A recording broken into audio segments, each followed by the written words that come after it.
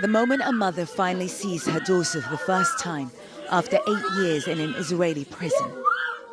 The relief, the anguish, the utter joy. Melek Salman was part of the first wave of hostage prisoner exchange between Israel and Hamas. It was painful because I was leaving the sisters I made inside prison, and I feel like my freedom was paid for with the blood of the 14,000 Gazans killed. Melek, then 16, was charged with an attempted stabbing of Israelis. Israeli authorities say no one was injured, and yet she was convicted of attempted murder and sentenced to 10 years. When her family appealed, it came down to 9. Melek served almost 8 of those 7 years, spending the remainder of her teenage years behind bars. Her family maintains her innocence. Fatina, Melek's mother, had dreamed of this day for years, to embrace her daughter, to share that joy with her community. She says this was denied. The Israeli authorities were with us from 2 p.m. They surrounded the house and ripped down the decorations of any display of celebration. They stole the joy of my daughter's release. To be released doesn't mean you are fully free. Israeli National Security Minister Itamar Ben-Gvir, who was himself found guilty in 2007 before he was a minister of incitement to racism against Arabs and supporting a terror organization. Ben-Gvir instructed Israeli forces to use an iron fist, preventing Palestinians from celebrating the release of their loved ones, saying the prisoners were terrorists.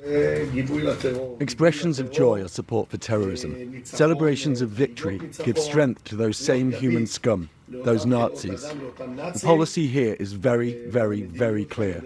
Not to allow these expressions of joy, and resolutely strive to make contact and stop any support for these Nazis. Another night, another scene of Israeli forces removing well-wishers and journalists at the home of a released Palestinian prisoner, taking a heavy-handed approach as ordered by their national security minister.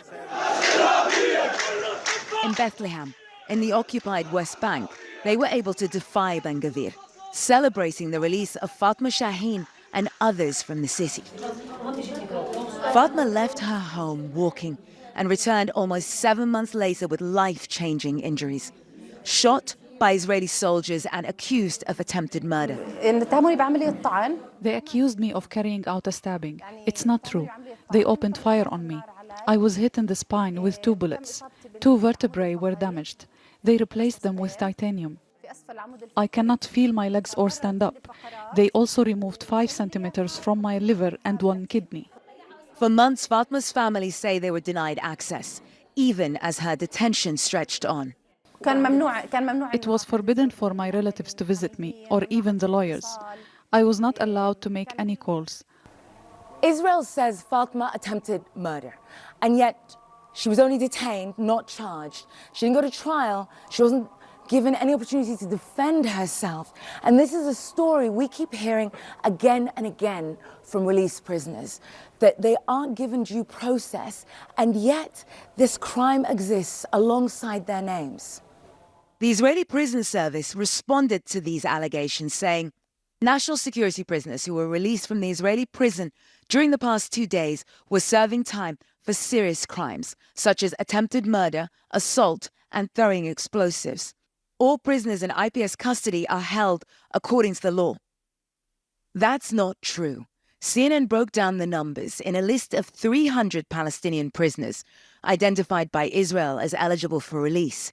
80% are listed as just detained, which means they have not been formally sentenced.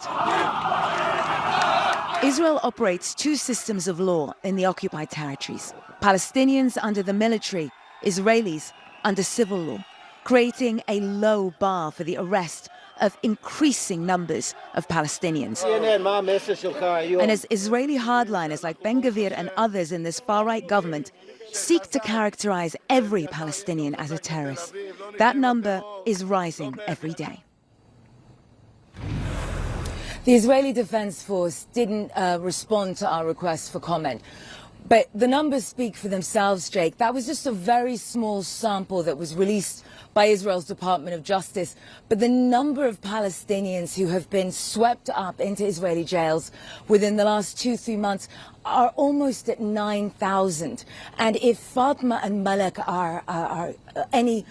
give us any kind of insight into what those other thousands of Palestinians are going through, there's a real concern that there is no distinction between a Palestinian and a terrorist in the way that Israel chooses to apply its law to them, its martial law. Jake. Nim El-Bagher in East Jerusalem, thank you so much for that report.